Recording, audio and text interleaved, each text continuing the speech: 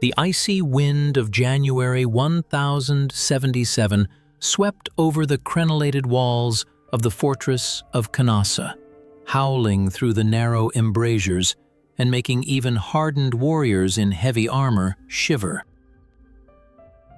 At the foot of the castle's inner gates, on the frozen ground dusted with prickly snow, stood a man whose presence here seemed impossible, almost beyond the reality of that time. He wore neither purple nor golden chains, nor a sword befitting his status. Dressed in a coarse hair shirt of prickly wool, with an uncovered head and bare feet, this man stood motionless, waiting. The one who had recently called himself the Lord of half the world, whose will was considered law for millions, now humbly awaited a sign of mercy. His feet had long lost sensation from the cold, his skin had taken on a frightening bluish tint, and frost covered his beard and hair. This was Henry IV, King of Germany and future Emperor of the Holy Roman Empire, and he was waiting to be received by the man he had recently called a false monk and usurper. Behind the massive doors, in the warmth of fireplaces and the soft light of candles, was Pope Gregory VII. This confrontation between two wills, two concepts of world order, had reached its critical point. For 3 days and 3 nights, the king stood at the gates, demonstrating to the entire Christian world a spectacle unprecedented until then. Secular power bowing before spiritual power. This moment in Canossa became not just an episode of political struggle, but a tectonic shift in human history, defining the face of Europe for many centuries to come. To understand how the world reached this point, it is necessary to rewind the tape of time and look into the very essence of what power represented in the 11th century. In those times, the boundaries between the heavenly and the earthly were so blurred that politics and religion formed a single, inseparable fabric of existence. The church was not just an institution, it was the very atmosphere in which people lived, from the lowliest peasant to the mightiest monarch. However, the church organization itself was in a deep crisis by the mid-11th century. The positions of bishops and abbots were openly bought and sold, a phenomenon known as simony. Secular rulers regarded church lands as their patrimonies and clergy as their vassals. In this system, the appointment of a bishop, or investiture, was the exclusive right of the king. By presenting the future bishop with a staff and ring, the monarch endowed him not only with land holdings, but also with spiritual authority. For kings, this was vitally important. Bishops were literate administrators, loyal advisors, and most importantly, a counterbalance to rebellious secular dukes. Without control over the church, the king's power became an empty formality. But within the church itself, a powerful movement for purification was brewing. Monks from the Abbey of Cluny in Burgundy dreamed of returning to the ideals of early Christianity, of a church free from worldly grime and subordination to secular lords. And the most fervent, most uncompromising proponent of these ideas was a man named Hildebrand, who would later ascend to the papal throne as Gregory VII. Hildebrand was short in stature, unremarkable in appearance, but possessed an energy capable of melting stones. He knew no doubt or compromise. His path to the pinnacle of power was long and methodical. For decades he remained the gray eminence to several popes, building a strategy for the Church's liberation. When, in 1073, the people of Rome suddenly began chanting "1" during the funeral of the previous pope, it was perceived as the voice of God, though many saw it as a meticulously planned action. Becoming Pope Gregory VII, he did not tarry.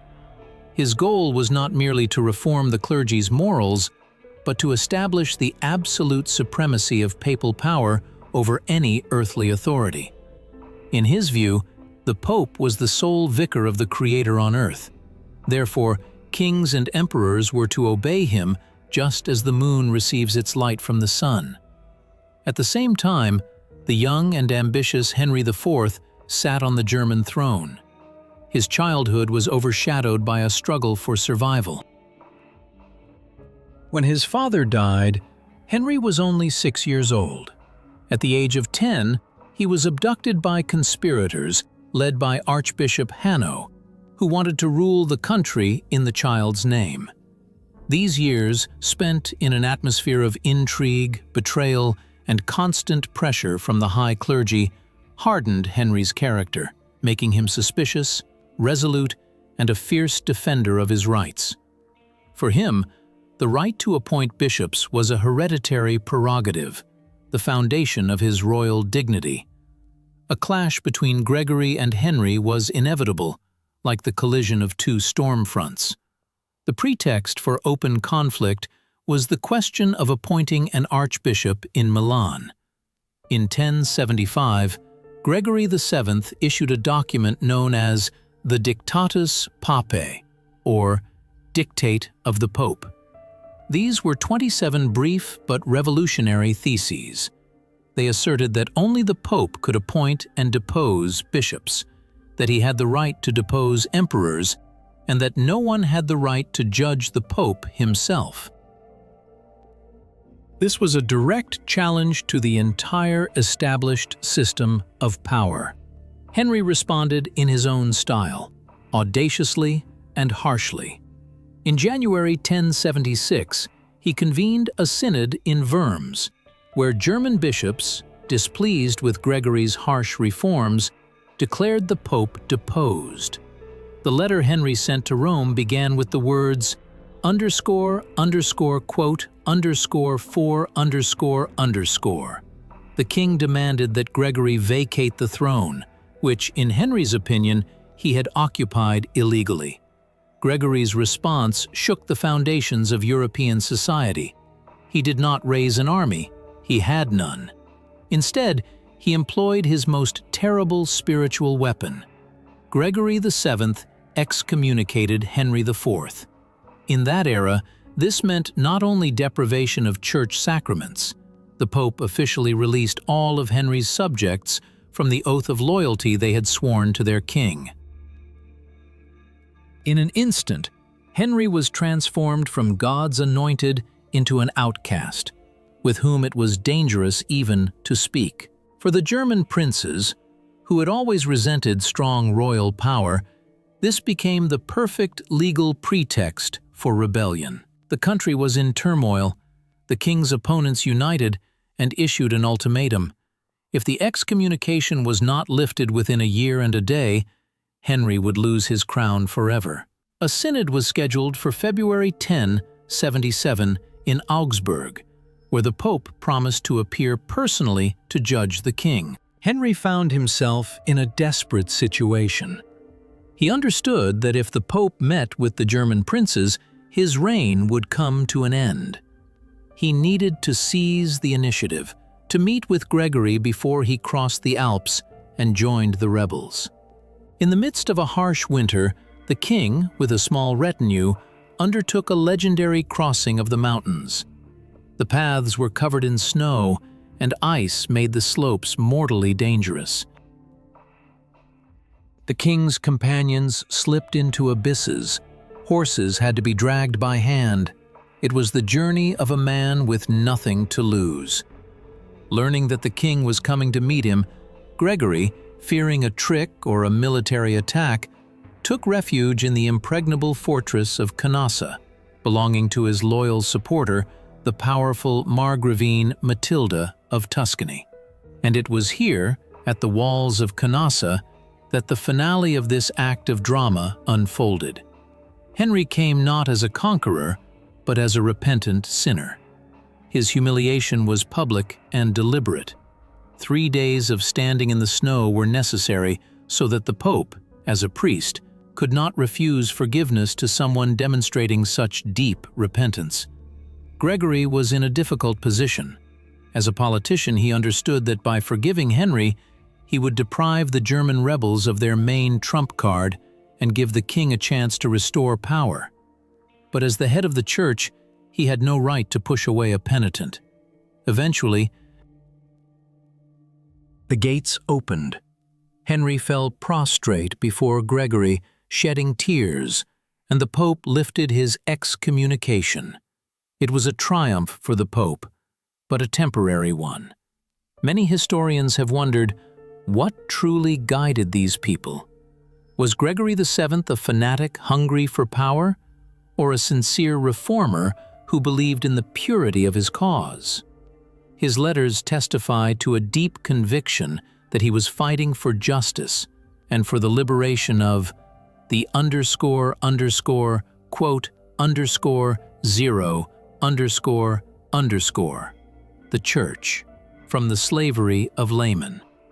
He saw the world in black and white. Either you serve God and his representative in Rome, or you serve the devil. His quote one was not just a legal document, but a manifesto of a new reality, where moral authority stood above the sword. But in this uncompromising nature lay his weakness. He was ready to sacrifice peace and tranquility for the triumph of principle. Henry IV, on the other hand, represented the type of pragmatic ruler, though endowed with an explosive temperament. His struggle was a struggle for the survival of the state as he understood it. For him, the church was part of the state machine. To lose the right to appoint bishops meant for him to lose control over vast territories and resources. His humiliation at Canossa was an act of supreme political artistry. He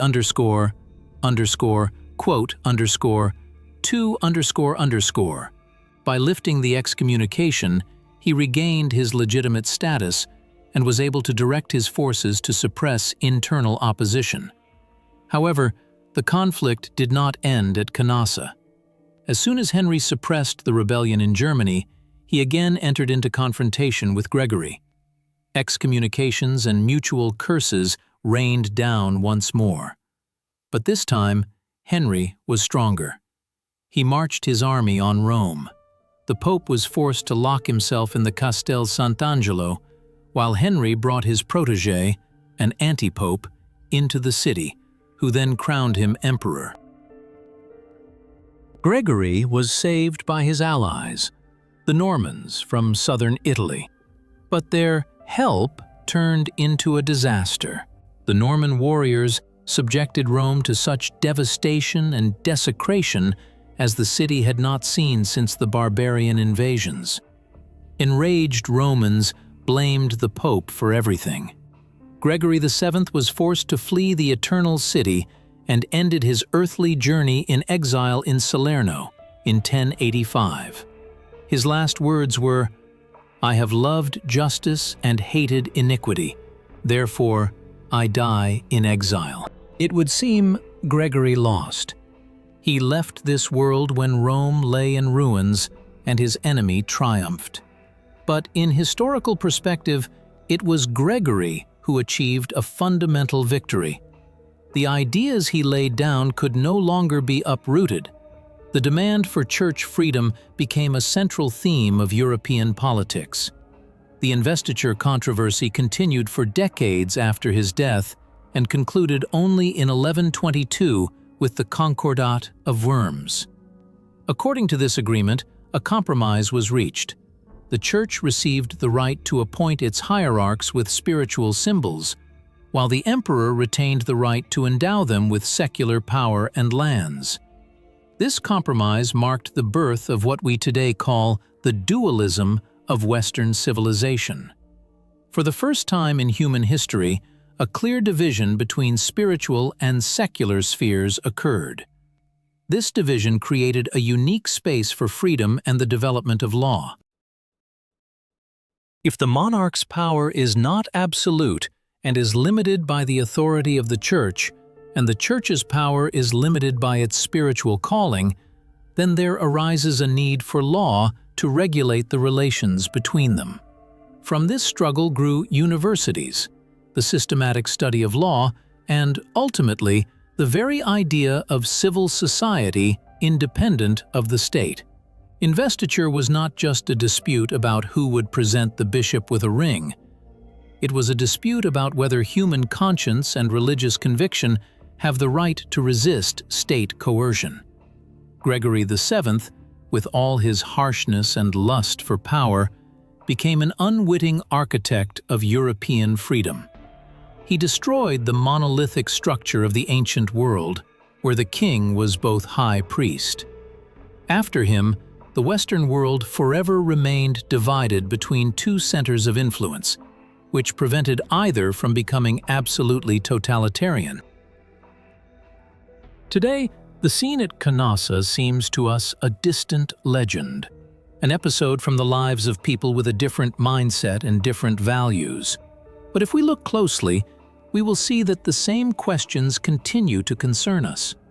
Where does the power of the state over the individual end? What values do we rely on when political expediency demands that we compromise our principles?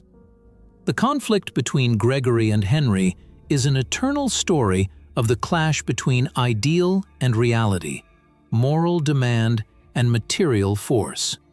The tragedy of Henry IV was no less profound. His life turned into an endless series of wars, even with his own sons. His eldest son rebelled against him, and his younger son, the future Henry V, treacherously captured his father and forced him to abdicate the throne. Henry IV ended his life in 1106 under a church curse. His body was not allowed to be buried in consecrated ground for 5 years and rested in an unconsecrated chapel until the Pope finally permitted his burial in the Cathedral of Spire. This was a high price for attempting to defend the old order of things. The paradox of history is that both Gregory and Henry acted out of a deep conviction in their righteousness. Each of them believed they were saving an order established from above.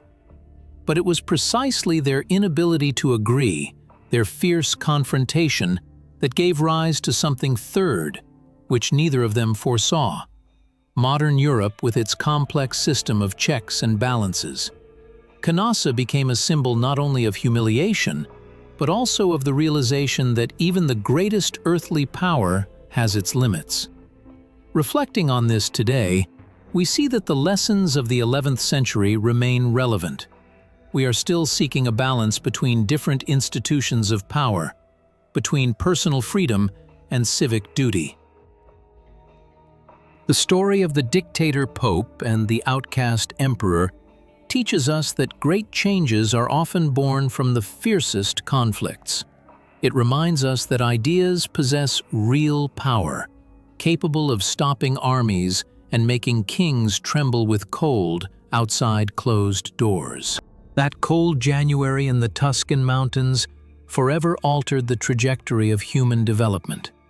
The moment Henry IV took his first barefooted step in the snow, the old world began to crumble, and a new one, complex, contradictory, and multifaceted, began to take shape.